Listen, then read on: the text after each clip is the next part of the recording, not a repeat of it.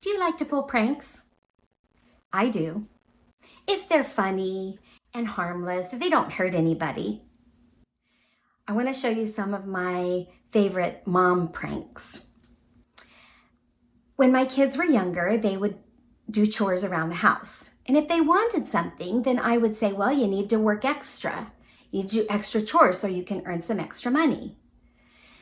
Well, they would do the extra work, and I would say, well, for all of that labor, here's what you get. Popcorn? I'd say, I got popcorn for all that work? I said, it's just a joke. Open it up and see what's inside. And sure enough, there they would find the extra money. It was funny when they realized it was just a joke. Or here's another one. One of my daughters wanted an iPad. And so I said, well, you'll have to do extra work to get it. And when she did the work, I said, here you go. Here's your iPad. Pad of paper with an eye. She laughed after she realized that I was just kidding.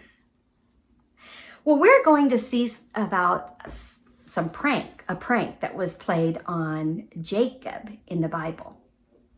You might think, wait a minute, Jacob was the guy who was always pulling pranks on other people. He pulled pranks, he tricked his father, his brother, and they weren't really the funny kind. In fact, remember, Esau got so mad he wanted to kill him? Well, we learned that Jacob left. When Esau got so angry and wanted to kill him, Jacob ran away and was hoping to give time for Esau to cool down. But he was also hoping to find a wife. Well, let's see if that happens in our lesson today. We're going to read in Genesis 29, and we'll start in verse 1. So read along with me, use your finger, follow along. Then Jacob went on his journey and came to the land of the sons of the east. He came near to where his family was from. And he looked, and he saw a well in the field. And behold, 3 flocks of sheep were lying beside it. And on the top was a stone, the end of the verse says. The stone was on the top of the well, and it was very large. So Jacob comes to this well after a long, long journey. Isn't it funny how so many things in the Bible, especially the Old Testament, happen around wells? Makes you think about the importance of water in those days. Well, Jacob comes to this well. He sees the sheep, but there's a big stone over the top of the well. So he asks them in verse 4, my brothers, where are you from? And they said, we're from Haran. That's the town that Jacob is looking for. And he said to them, do you know Laban, the son of Nahor? And they said, we know him. They said, is he well? And they said, yes, he's well. And then at the end of verse 6, behold, the daughter, Rachel, is coming with Laban's sheep. So Rachel walks up with the sheep of her father Laban. Now, remember that the well had a big stone on top? Well, Jacob wants to be the tough guy, and so he goes over and he moves the stone and gives water to the sheep for Rachel. Do you think she was impressed? Well, I think so. He told her who he was, that he was the son of Rebekah, and she ran back to her father, Laban, to tell him. Let's see what happens when Laban finds this out. Verse 13. It came about when Laban heard the news of Jacob, his brother's son, that he ran to meet him, and he embraced him, and he kissed him, and he brought him to the house.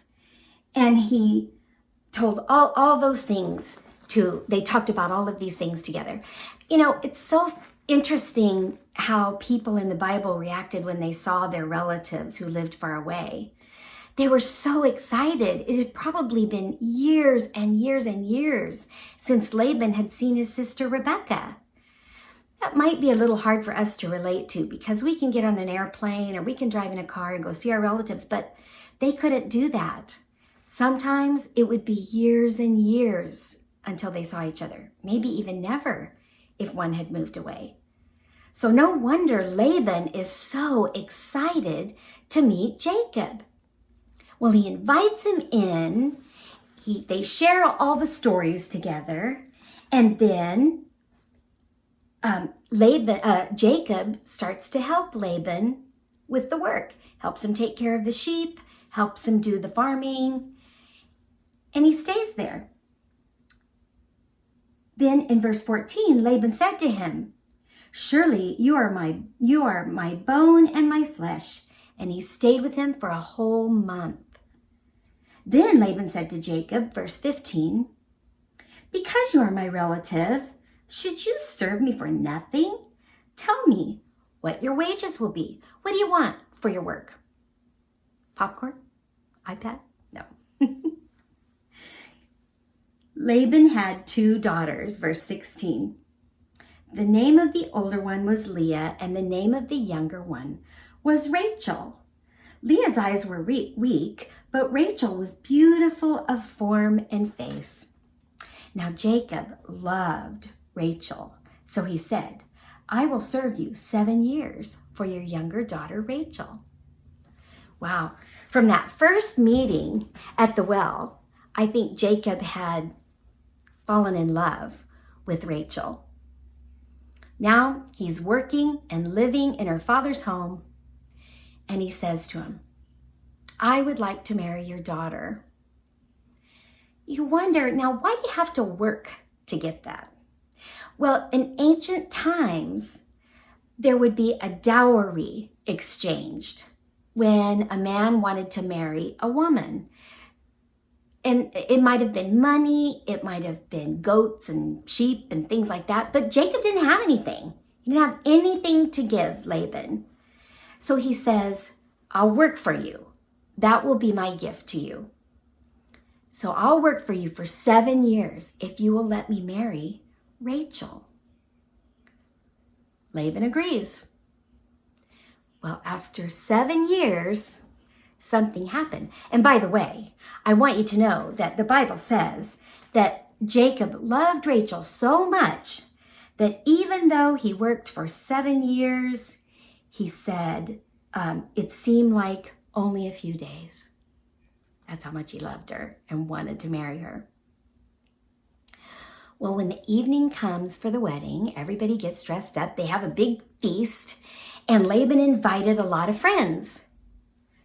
Well, during the wedding feast, in walks the bride. But in their custom, the bride was covered with a heavy veil over her face. Now, we wear veils nowadays, but they're usually something like this, right? They're see-through, they're beautiful. They add a little mystery to the bride and what she looks like, and you don't know really what she looks like until she takes it off and gets the kiss. But that's not what they did. The bride would wear a very thick veil. Usually it was a beautiful fabric, but you couldn't see through it. They wanted to keep the bride a mystery. Well, some cultures even today do that. The brides have their face completely covered during the whole wedding. And they don't show their face until after the I do's. Well, evidently, that's what happened here. Jacob could see the beautiful bride, but he couldn't see her face. And so the ceremony took place. He said, "I do." And then guess what happened? He realized Laban had pulled a prank on him. He wasn't marrying the love of his life, Rachel. Jacob had married her sister, Leah. Do you think he was happy about that? Not at all. In verse 25, so it came about in the morning that, behold, it was Leah. And Jacob said to Laban, "What is this you have done to me? What have you done to me? Was it not for Rachel that I served you? Why then have you deceived me?" Kind of interesting. Jacob's finding out what it feels like to be deceived. He had done plenty of that in his younger days, right?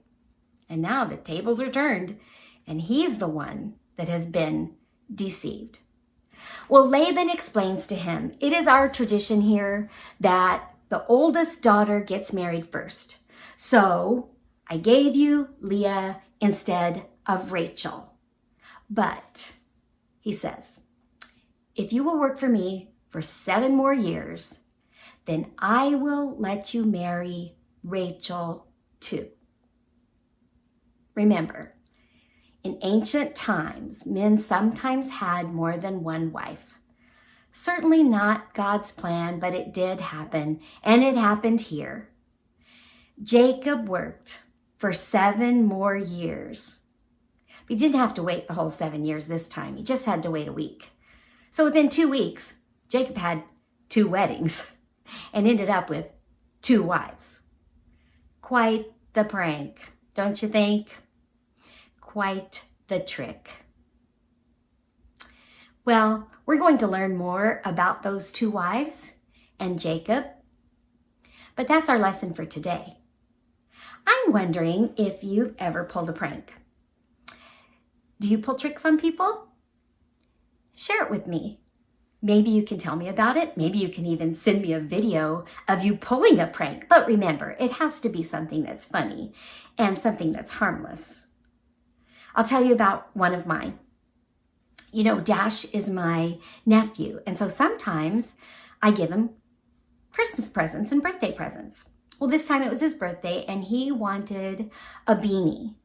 Dash is a skateboarder, and so he wants a really cool beanie, just the right kind, and that's what I got him.